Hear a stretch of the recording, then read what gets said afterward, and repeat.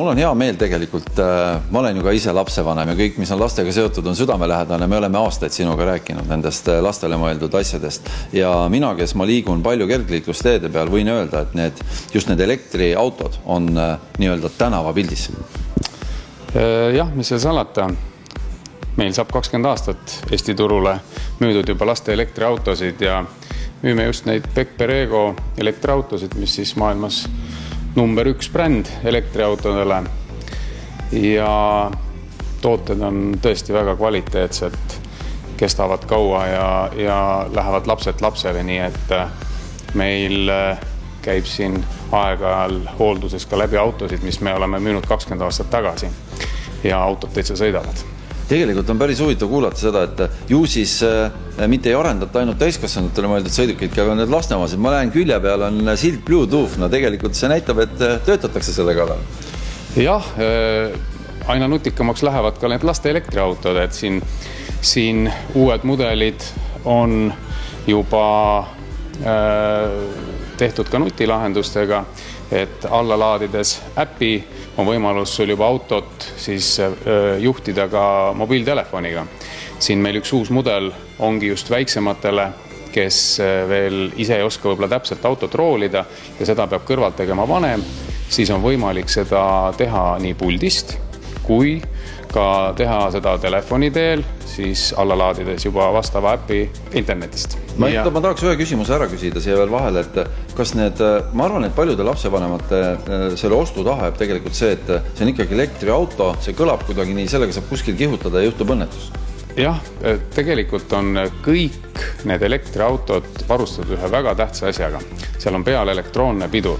See tähendab seda, et laps ise ei pea vajutama piduripedaali, vaid kui ta vabastab jala gaasilt, siis automaatselt auto pidurdub ise. Kindlasti meie alati rõhutame sellele, et kui laps sõidab, siis lapsevanem peab ikkagi pidevalt jälgima ja kontrollima seda sõitu. Neid variante on päris palju. Ma usun, et inimene, kes midagi enda lapsele tahab, tüdrukule poisile automaailmas selle õige valiku leiab. Mina märkan siin, et on täiesti uued asjad. On need väntadega, ma ei oska öelda, mis asi ta on, selline natuke kõrgem asi. Jah, sellest toojast on siis automaailma valikus uus toode, maailma number 1 kvaliteettootja väntadega kartautod. Ja täpselt väntadega kartautod on siis vastavat lapse vanul selle erineva suurusega ja kuni täiskasvanutele välja. Et mujal maailmas on väga populaarne ka sõita nendega täiskasvanutel, sõita nii tänavatel kui ka väga populaarne on sõita kartidega alla mäest, mida meil kahjuks on natuke raskem teha. Aga geograafiliste isearasuste tõttu. Jah, aga ka meil on see trend populaarsust kogumas ja miks mitte saada esimese sõidukogemusega hea füüsiline trenn. Kui me võtame selle automaailma just nende nii-öelda siis laste valiku kokku, mida sina võib-olla kõige rohkem, millele peale suuna juhiksid?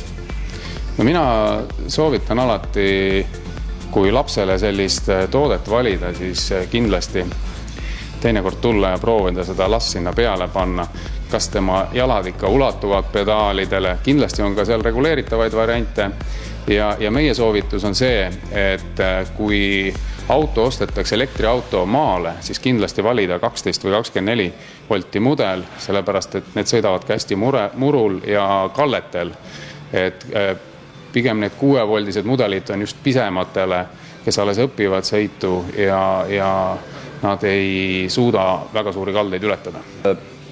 Loomulikult on ju iga laps ka mingil määral tehnikuviline. Traktor on ju selline asi, millele saab mitte ainult päriselus, vaid ka mängutraktorid igasuguseid asju külge pookida.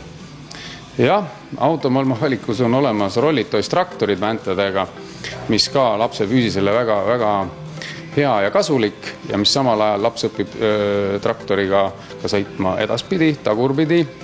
Ja rollitoisi puhul on siis väga vahva see, et ostes ära traktori, te saate hiljem osta sinna juurde igasuguseid agregaate, kärusid, atrasid, sahkasid, vilkureid.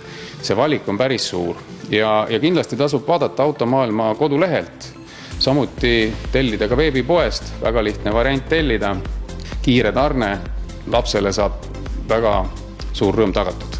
No mind ikkagi huvitab, teeme loo lõpetuseks sellise väikse näituse ka, et see Bluetoothiga asi, kuidas see töötab, seal peal on Bluetooth, see tähendab seda, et äkki ma saan teda kuidagi kuskilt kaugemalt ise juhtida.